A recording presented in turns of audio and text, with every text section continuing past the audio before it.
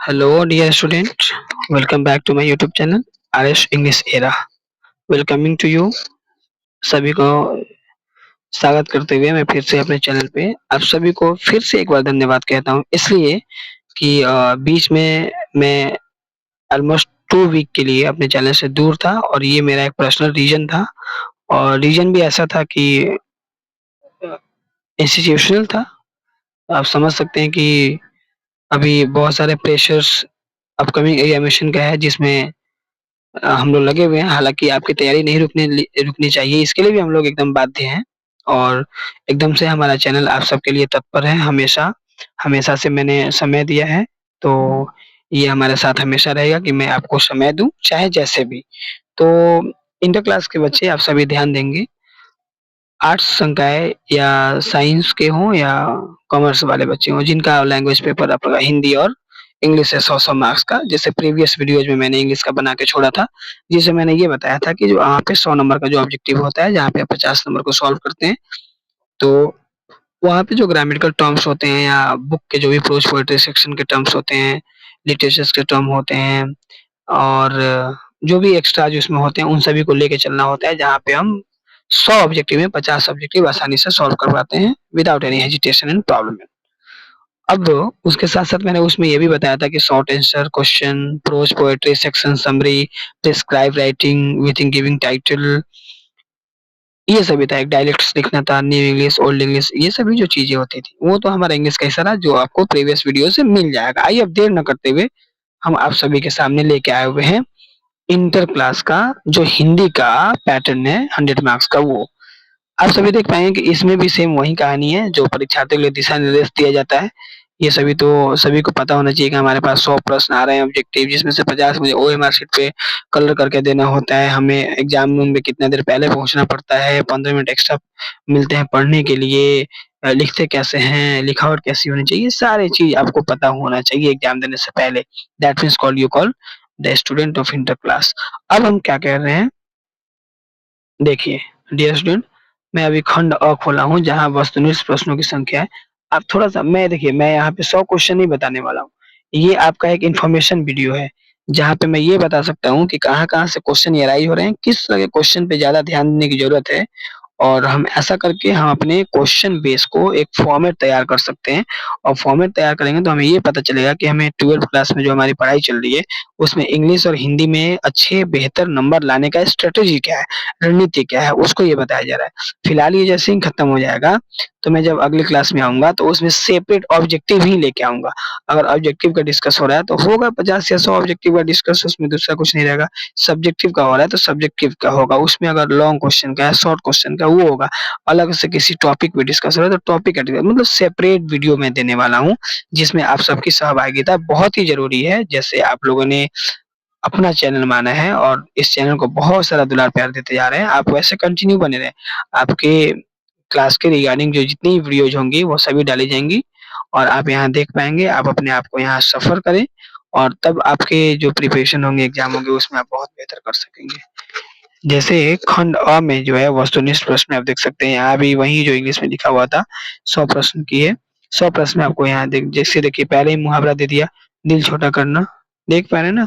तो आप मुहावरे देखिए, फिर आँखों का तारा होना आपने पढ़ा है, लाल पीला होना, गोद में सोने वाला, शिक्षा शब्द क्या है? यानी स्त्रीलिंग पुल्लिंग से देखिए भर-भर के दिया क्वेश्चन। सभा शब्द क्या है? परीक्षा शब्द क्या है? घी शब्द क्या है? वचन के कितने भेद होते हैं? अग्नि का प्राची शब्द क्या है? अब देखिए यहाँ से मैं थोड़ा-सा देख रहा हूँ कि चेंजिंग है। अब जैसे उस समय से स्त्रीलिंग पुल्लिंग में था, अब आपको पर्यायवाची शब्द मिला है। तो ऐसे बच्चे जो आप मेरे वीडियोज़ देख रहे हैं तो ये काम के वीडियो है। डियर स्टूडेंट आप इसको ज़रूर नोट करें। कॉपी खोलें और कम से कम इतना तो कांसेप्ट बनाएँ कि हमें हिंदी पढ़ के जाना है, तो हमें हिंदी सुनने की तैयारी में हमें अपना स्त्रीलिंग पुल्लिंग भी पढ़ना है, पर्यायवाची शब्द पढ़ना है। देखिए जैसे अभी स्त्रीलिंग पुल्लिंग खत्म हुआ और लगभग क्वेश्चन 10 से ज़्यादा था। फिर देखिए पर्यायवाची शब्द, इसी को सिनोनिम्स इंग्लिश में बोला जाता है, इंग्लिश में भी ये देता है। तो पर्यायवाची शब्द हो गया, देखिए वहाँ पे दिया, कमल का पर्यायवाची शब्द दिया। अब देखिए अब अनेक शब्दों के लिए एक शब्द, वन वर्ड सब्स्टिट्यूशन है ये। जो बहुत बोलता हो, वाचाल होगा। अब देखिए इसके अनेक शब्दों के लिए जिसके 4 हाथ हो तो चतुर्भुज हो गया, जिसके 3 आँख हो, त्रिनेत्र होगा, इस तरह के क्वेश्चन आते हैं। तो यहाँ भी एक शब्द का क्वेश्चन आ गया, यहाँ भी एक शब्द का, यहाँ भी एक शब्द का, यहाँ भी एक शब्द का, 3 आ गया। अब आ गया समास।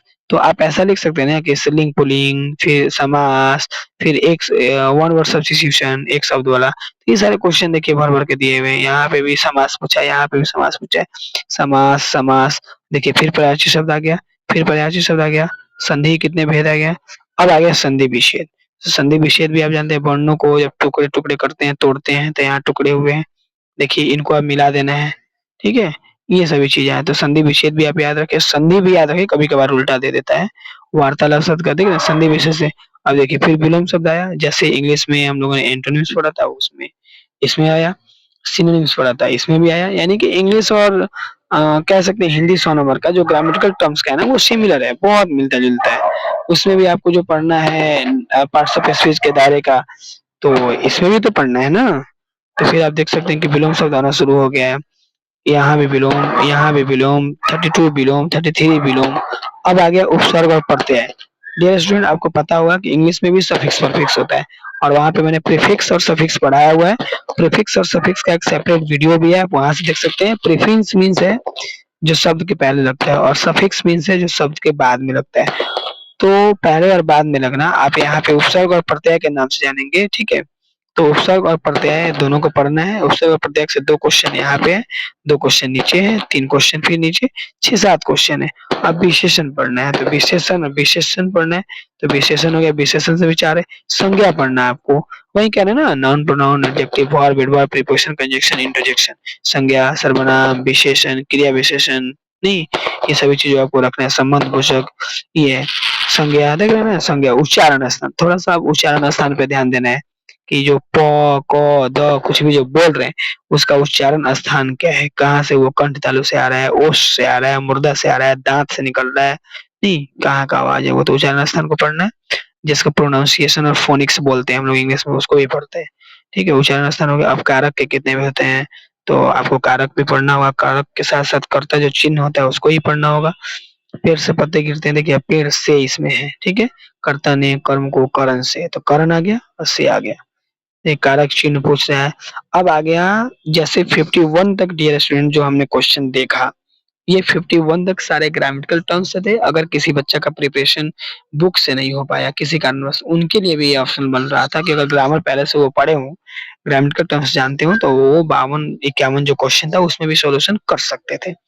लेकिन मैं ऐसा नहीं कहूँगा, मैं कहूँगा आप सभी को सभी पढ़ना है। आप ग्रामेटिकल टर्म्स के साथ-साथ हिंदी के प्रोज़ और पोएट्री, गद्य और पद वाले हिस्सा को बहुत ही मजबूत रखें, वहाँ से भी क्वेश्चन आते हैं और उसका खेला ये सामने है। 52 नंबर से आप देख सकते हैं बालकृष्ण भट्ट है, बातचीत है। बालकृष्ण भट्ट ने लिखा है बातचीत जो फर्स्ट चैप्टर है। सूबेदारनी जैसे ही नाम देके आप लिखना, उसने कहा था, चंद्र शर्मा गुलेरी का है। उसने कहा था देखिए रामादाई सिंधिया का अर्धनारीश्वर से है। रामादाई सिंधिया से 3 क्वेश्चन है। उसके बाद है गैंग्रीन, गैंग्रीन जो है ना तिरिच, क्योंकि जो तिरिच देख रहे हैं 58 नंबर क्वेश्चन आपके सामने बोर्ड पे है, आप देख पा रहे हैं। 58 नंबर क्वेश्चन में जो बी नंबर ऑप्शन दिया है तिरिच, वो एक विषखापर है और उसी में उसे काट लेने से एक दिमागी संबंधी बीमारियां हैं जिसको गैंग्रीन का नाम दिया गया है। रोज शीर्षक देख रहे हैं, रोज शीर्षक का दिया हुआ है। रोज शीर्षक की नायिका कौन है? तो इसमें आप मालती देखेंगे, रोज अज्ञेय इसके राइटर हैं। अज्ञेय के पिता का नाम यहाँ पे आ ही गया, अज्ञेय क्या है, ठीक है? हिरानंद शास्त्री है। भगत सिंह की निम्न संरचना एक लेख और एक पत्र होगा। चोर चौर कैसे ताल है? अब ताल वगैरह के बारे में आता है, ताल, धार, धमरी, थोड़ा-सा बजाने का जो इंस्ट्रूमेंट वाद्य यंत्र होता है वो भी आता है। फिर है बिस्नी किस वर्ष की एक अंतिम पात्र है? बिस्नी जो है वो बिस्नी आप सिपाही की माँ कह सकते हैं, ठीक है? मोहन राकेश का है। ओ सदा नीरा देख रहे हैं आप, ओ सदा नीरा ओ सदा हजारी प्रसाद द्विवेदी में भी। बहुजन संप्रेषण का अध्ययन दलित साहित्य के लिए कौन है? उसके बाद क्या ओम प्रकाश और कालीराम के शीर्षक जूठन से लिया गया है ये। 68 नंबर देखा आदमी व्यर्थ को जीता ही नहीं यथार्थ को रास्ता यह कथन किसका लेखक का नाम हुआ? और हंसते हुए मेरा अकेलापन मलयाज। तिरिश कहानी का शीर्षक किसकी प्रकार रचना है? ठीक है देख रहे हैं जे कृष्णमूर्ति की रचना इनमें से कौन है? तो शिक्षा है। आप जो 71 नंबर देख रहे हैं इसमें जे कृष्णमूर्ति का शिक्षा है। फिर है लीड वेटर के अनुसार जे कृष्णमूर्ति क्या थे? ओराव भाषा में धांगड़ शब्द का अर्थ क्या है? ठीक है। फिर है गंडक नदी का चर्चा किस पाठ में है? तो गंडक नदी का चर्चा है ओ सदानीरा में। फिर है 75 मदाई सिंह दिनकर किस विद्यालय में कुलपति, ठीक है? और नरेश्वर शीर्षक पाठ हिंदी साहित्य कैसी विद्या है? स्पीच का उद्देश्य सुनने वाले मन में जोश और उत्साह पैदा करना जानते हैं उचित लाइन। फिर बताना है आपको प्रकृति वर्ण से संबंधित कविता, कवियों के कवि किसे कहा जाता है, मुक्तिबोध का पूरा नाम क्या है, तो मानव मुक्तिबोध, गजानन मुक्तिबोध, ये सभी देखना है। ज्ञानेंद्र पति किस प्रशासनिक पद पर कार्य करते थे, गाँव का घर शीर्षक के कविता कौन है, उषा शीर्षक कविता के कवि कौन है, तुलसीदास का जन्म कहाँ हुआ था, कवि भूषण। आप देख पा रहे हैं डियर स्टूडेंट, मैंने बताया ये सभी 100 तक आप देख पाएंगे और आप आराम से बना पाएंगे, इसमें कोई दिक्कत नहीं है। अब हम खंड ब की बात करते हैं। जिस तरह खंड ए के साथ बी आया था, उसी तरह खंड अ खत्म होने के बाद खंड ब आया और इसमें भी सेम वही कंसेप्ट है। वहां भी ऐसे लिखना था, यहाँ भी ऐसे लिखना है। ऐसे को निबंध करते हैं और निबंध में देखिए 6 इसमें ऑप्शन दिए गए हैं और 6 में से किसी एक को लिखना है। आप अपने शब्दों में लिखेंगे। मेरे प्रिय रचनाकार, छात्र जीवन, हमारे त्योहार, प्राकृतिक संसाधन, मोबाइल जैसे आधुनिक यंत्र है, प्रदूषण एक विकट समस्या है। इन सभी पे मुझे नहीं लगता है कि आप सभी कुछ नहीं जानते। मेरे प्रिय रचनाकार में आप अपने फेवरेट जो राइटर होंगे उनका नाम लिख के लिख सकते हैं। छात्र जीवन यानी कि अपने जो लाइफ में 12th क्लास में आने से पहले जो भी आपकी लाइफ रही है उसमें आपकी छात्र जीवन कैसी रही है। हमारे त्योहार, हम बहुत सारे त्योहार को सेलिब्रेट करते हैं। अभी हाल ही फिलहाल में हम लोगों ने कुंभ सेलिब्रेट किया, गए आए, बहुत सारा पूजा पाठ घरों में रोज है, ये सभी दार्शनिक चीजें। तो त्योहार पे लिखना है। अभी जस्ट ईद बना मना हुआ है, जस्ट गया हुआ है, ठीक है? तो इन सभी चीज़ों को याद रखना है। प्राकृतिक संसाधन या नेचुरल रिसोर्समेंट है, जिसको गॉड ने बनाया है, हम सभी के अख्तियार का नहीं होता वो, उस पे भी आप लिख सकते हैं। अच्छा, मोबाइल जो है वो आधुनिक यंत्र तो है, लेकिन मानव को बड़ा खतरा है इससे। लेकिन फिर भी आप मोबाइल को आधुनिक इंटरनेट के तौर पे लिख सकते हैं। उसके बाद प्रदूषण, that is a big and blast problem that is facing India. हम कह सकते हैं कि इतना बड़ा ये प्रॉब्लम है प्रदूषण का, इस पे आप कैसे नहीं लिख पाएँगे। फिर है किन्हीं दो अवतरणों का प्रसंग करें, इसमें से किसी दो का, पोएट्री यानी गद्य में से है।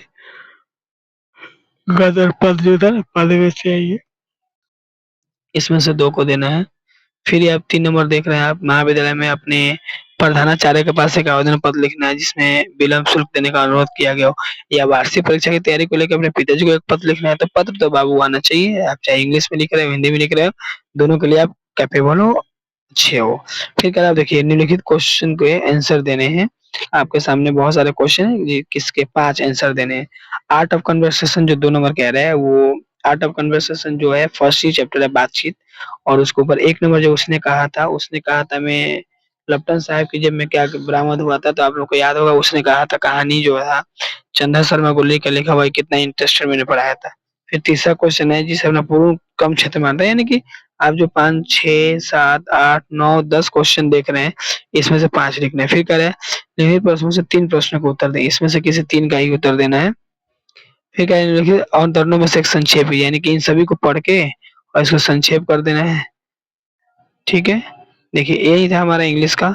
तो मैं कहूँगा कि आप सभी इसको देखें और देखने के बाद बहुत सारा दुलार प्यार दें। अभी आपके सामने रिकॉर्डेड 2 वीडियोज़ मैंने डाला है और 2 वीडियो जो है, एक वीडियोज़ मैंने आपको डाला, तो एक वीडियोज़ में आप समझ पा रहे हैं कि उसमें इंग्लिश का मैंने डिस्कशन किया, जो 100 मार्क्स का था, जिसमें क्वेश्चन कहाँ-कहाँ से अराइज़ होते हैं, कौन-कौन से कांसेप्ट हैं, कहाँ-कहाँ से हमें प्रिपरेशन करना चाहिए। और दूसरा जो था हमारा हिंदी का था, और हिंदी का जो क्वेश्चन था, हिंदी का भी आपने देखा कि इसमें कौन-कौन सी चीज़ों को हमें ऐड करना है। तो आप एक कॉपी किताब लेके अगर बैठे हैं, कॉपी आप सामने रखें, इस वीडियोज़ को चलाएँ, आप इसमें समझें कि हमें इंग्लिश 100 नंबर और हिंदी 100 नंबर के प्रिपरेशन में किस-किस चैप्टर से या कौन-कौन से टॉपिक को ज़्यादा ध्यान देना है, जहाँ से क्वेश्चन आ रहे हैं। हालाँकि ये 2025 का ही है, प्रीवियस ईयर का ही मैंने दिखाया है, और इस पे मैं अब ये कोशिश करूँगा कि चाहे हिंदी का हो, चाहे इंग्लिश का हो, ऑब्जेक्टिव का वीडियो अलग बना देता हूँ, सब्जेक्टिव का वीडियो अलग बना देता हूँ, और कुछ टर्म्स हैं जिस पे फ़ोकस करनी है, बातें करनी है, उसको भी अलग बनाता हूँ, और स्पेशली लेटर का, यानी कि इंग्लिश में लेटर, हिंदी में पत्र, और इंग्लिश में एसे, हिंदी में निबंध,